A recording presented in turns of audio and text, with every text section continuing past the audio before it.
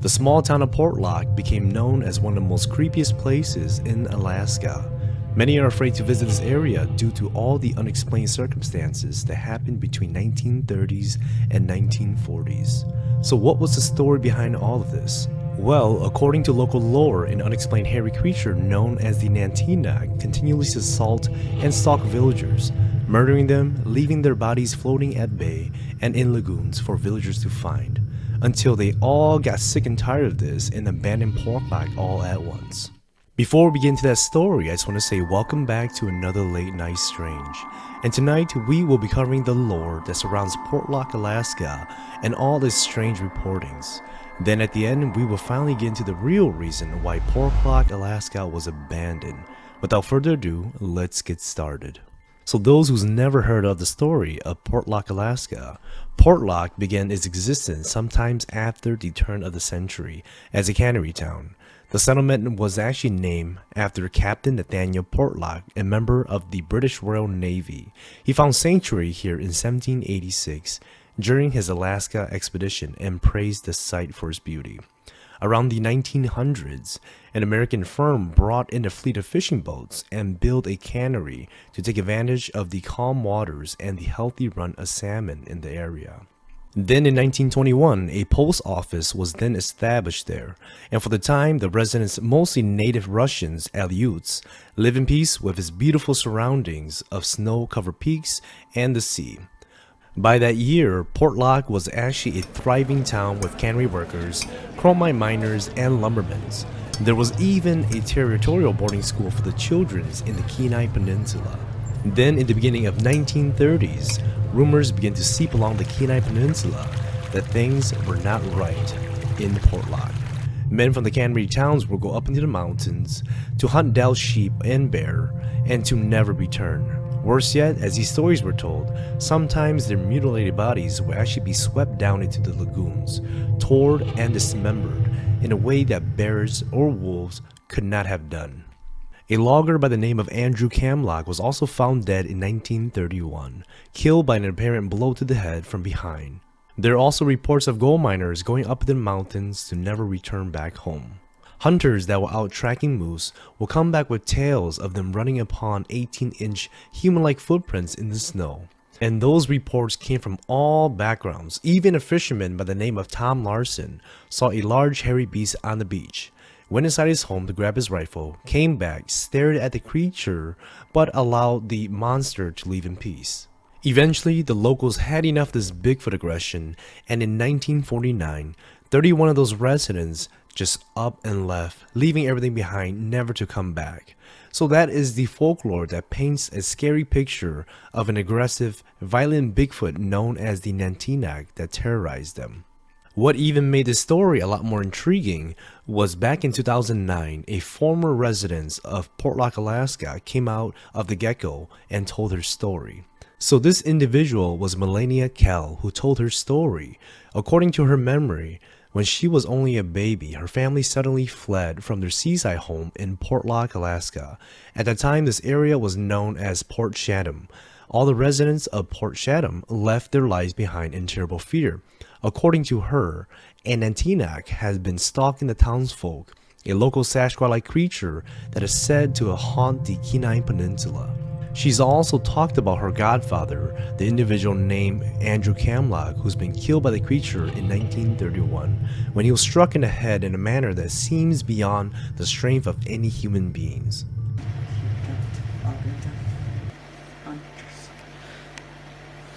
Is this the same Bigfoot? The man who turned into a Bigfoot, or are there? Yeah, it's the same one. Same one that keeps coming.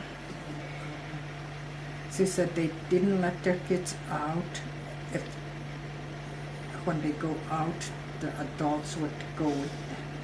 And they warned them not to go alone.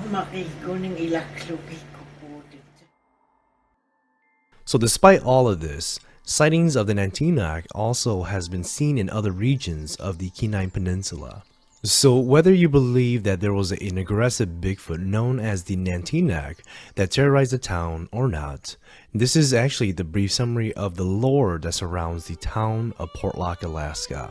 Now let's get into some of the facts about this story.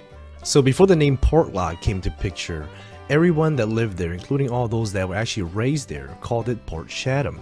The truth is, there were actually no mysterious deaths at all in Portlock, Alaska. And this was according to the Alaska Digital Newspaper Program that has provided over 250,000 scanned pages to the Library of Congress. They covered newspapers from the late 1700s through the 1963 and anything that happened in Portlock, Alaska as well as Port Chatham at that time. And anything so extraordinary as these type of killings and dismemberment, as reported in these stories, certainly would have made it into those news articles. However, searching these archives revealed that the news from Portlock, Alaska were not that interesting at all. Throughout the decades leading up to everyone leaving Portlock, almost all these several hundred newspaper articles were related to commercial fishing, with a few lumber and mining stories peppered in for good measures. As far as death goes, a single death actually made into the papers all those years. A man actually died in an accident in the 1920s. But at that time, you gotta remember, mining, lumbering, and fishing were three of the most dangerous professions there were at the time. And one accident in those professions is not a surprise at all. No further details were actually given about that accident. But as far as crime goes, one crime actually made it onto the newspaper, and it was actually the last guy that left Portlock, which was the postmaster. His name is Mr. George W. Hank. He was actually arrested by Prohibition Enforcement Bureau in 1924 for possessing 1 gallon of moonshine. Kind of makes you wonder why he was the last person to leave. If you got moonshine, you're probably making moonshine. But other than that, no murders or dismemberments were actually ever reported or documented. So as the story is told, 31 residents flee Portlock, Alaska, not including those 3 dozens that were actually found mangled or dismembered in the lagoons or the bay. But if you look on the reports, strangely, Portlock, Alaska only appeared on the census twice, once in 1940 and again in 1980, reporting exactly 31 residents each time. But if you include the 3 dozen mangled bodies along with the 31 residents that flee, that total in the 1940s should have been 67 residents. But who really knows, maybe in between that time of 1940s and 1980, there was a flock of people that just went there for the gold prospecting, canneries, and the jobs that were available at the time in Portlock, Alaska. Who really knows, that's just my speculation. As reported, it turns out that the residents leaving Portlock had little to do with Bigfoot or any murderous creature. There's also a lot of speculation saying that, the fishery dried up. That's the reason why a lot of people left and the cannery industry closed down and moved on. But the abandonment wasn't even related to the decline of Portlock's small but thriving industry. But believe it or not, people left Portlock because of the Alaskan Route 1. And I know there's a lot of arguments about this, but just think about this. This route was completed in the 1940s, and people started leaving around that time. This route also allowed the residents to be a lot more effective transporting their goods between Anchorage and all the small neighboring towns that was connected to this route. When that happened, these small towns actually boomed, and ships were no longer needed to supply the peninsula. Residents also found that it was actually more profitable doing the same profession, moving to neighboring towns that was connected to this Alaska Route 1. So Portlock not being connected to this route, the decision was pretty easy to abandon it. And when these 31 residents did leave, a lot of stories were saying that these residents moved across country or to a different state. But in reality, they only went a short distance away. Most of them actually went to Nawalik or Port Graham, so not really too far from Portlock, Alaska. By early 1950, the highway had emerged as an important commercial supply line. Highway traffic continued to increase with the flow of goods and materials moving north into the Yukon and Alaska. So now let's go back to Melania Helen Kell, who was still a child when everybody moved out. Portlock was far from anywhere, of course. Her parents would have told her stories about another creature called the Nantina to keep her from wandering away into the forest. This word means wild people who kidnaps children, usually found in tales to scare children not to wander off into the woods. It's only been since then when this modern day Bigfoot mythology took the words Nantina and turned it into that Nantina as we know as today and redefined it to mean a hairy giant, which it was never originally. But during this interview, next to Melania Kell was her cousin Sally. She served as a translator for Melania while she told her historic interview for the Homer Tribune in 2009 that took the Bigfoot community by storm. Melania told reporters that the entire town evacuated Portlock, Alaska in 1949 due to this murderous Nantina. Her story has then been perceived as being factual by authors and documentarians. But then later on, Sally came out and confessed it, saying that my cousin Melania was being interviewed and we were sitting with her. Sally recalls Melania kind of made up a story because she was getting tired of people asking if this story is true. She made up this story about how a Bigfoot was killing people. It wasn't true. Everybody knows that, but it was not our place to say nothing. We all knew, but we couldn't stop her. We were brought up in a way where we can't tell our elders they are wrong. And that was her story. Sally giggles. We knew it. There was me and my sister and my cousins, and we all just sat there. We couldn't tell her, don't say that, Melania, because she might get mad at us. We were younger than her, and we were not allowed in front of her to say anything like that. Melania knew that we knew about the story that she made up, and we all had a laugh about it with her. Even after Sally saying all of this, Sally still believes that the Nantina exists. She disputes anything that he is murderous. She thinks that, it's a he and he's been living for a very long time. Sally also said that he's old, he's tall, he's strong and hairy, and said that he lives in the woods and you can tell when he's getting near. You can smell him. My mom used to talk to us about it all the time. She tells us stories of a Bigfoot-like creature that lives in the Dogfish area. Her and her brother would talk about how this Bigfoot was always around and how they could smell him. They were also getting very close to him and they would be nice to him, respect him, keep their distance. They also live with him but not so close. They said that he moved around a lot and he was very quick. So even though Sally said Melania's story was fiction, Sally truly believes that there is a Bigfoot-like creature out there. It wasn't the creature that everybody was making it up to be, this murderous creature that terrorized Portlock, Alaska. Stories like this of a Bigfoot-like creature has been around for a very long time. Interestingly enough, the legend of the Nantina didn't just start in Portlock, Alaska. The Alutiiq or the Supiaq people always knew about the story of the Nantina, but knew that it wasn't the bloodbath like how everybody's been telling it. Bigfoot never killed anybody. If anything, he ran away. He didn't want to be around people. He's out there, he lives among us. That is what Sally said. While it is true that most wood apes and Sasquatch encounters end up peacefully enough, that is not always the case. The Alaskan version of these species are reported to be sometimes aggressive and even murderous.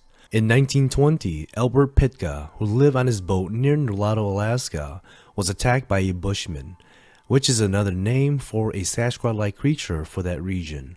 His dogs were able to eventually drive the attacker off, but the damage was done and Petka's injuries proved fatal. He was able to tell his story of his attacker before dying. Also in 1943, during the height of the siege of Portlock, a violent attack took place in Dwell's camp near Ruby, Alaska. The victim, John Meyer, some reports said McQuire, or the Dutchman, as he was called by the local Native Americans, was killed by an assailant thought to be the Bushman. He was badly beaten, but his dogs eventually were able to run off the killer.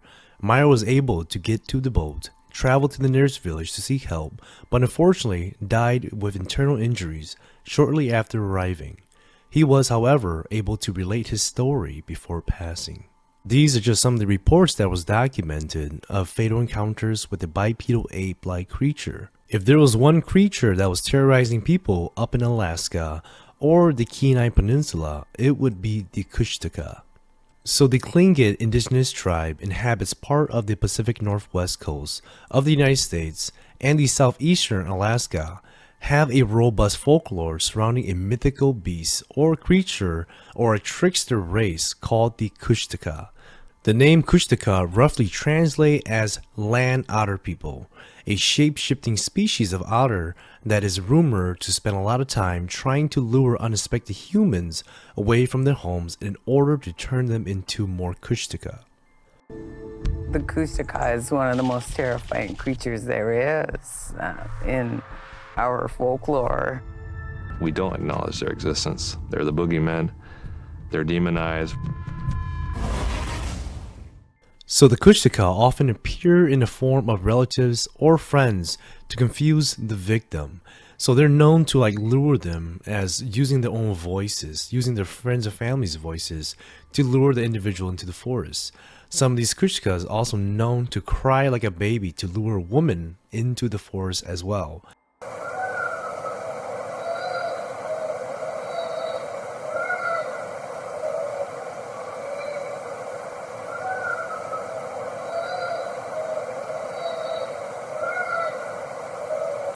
Dogs were used as protection against these land otter people, for not only were the animals afraid of dogs, but the dogs barking forced the land otter people to pretty much reveal themselves.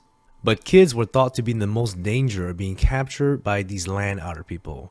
They were warned not to wander off from their parents or venture away from home alone into the woods, because these Kushakas or land otter people could mimic the voices of their parents. So kids not knowing anything at all, if they hear their parents out in the woods, they're gonna go towards the voice. And that is when the Kushtaka will turn one of your kids into one of their own. Many of these Kushtaka encounters came out shortly after the Portlock, Alaska story. Many of the Tlingit tribes has never really heard about the Portlock, Alaska story of the Nantina, but has come out and said that, well, you know what, we have the Kushtaka that roams around the Kenai Peninsula.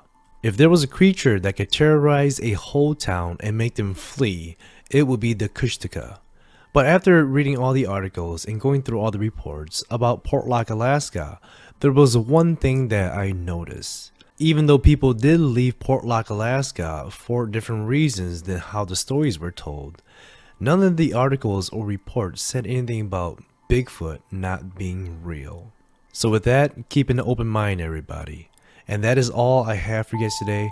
Hopefully you guys enjoyed this episode on my take on Portlock, Alaska. For those of you who are new here, it says that 97% of people watching aren't subscribed. Do me a solid, hit the subscribe button, and hopefully I'll see you guys all on the next episode of Late Night Strange. Goodbye everybody, and like always, stay strange.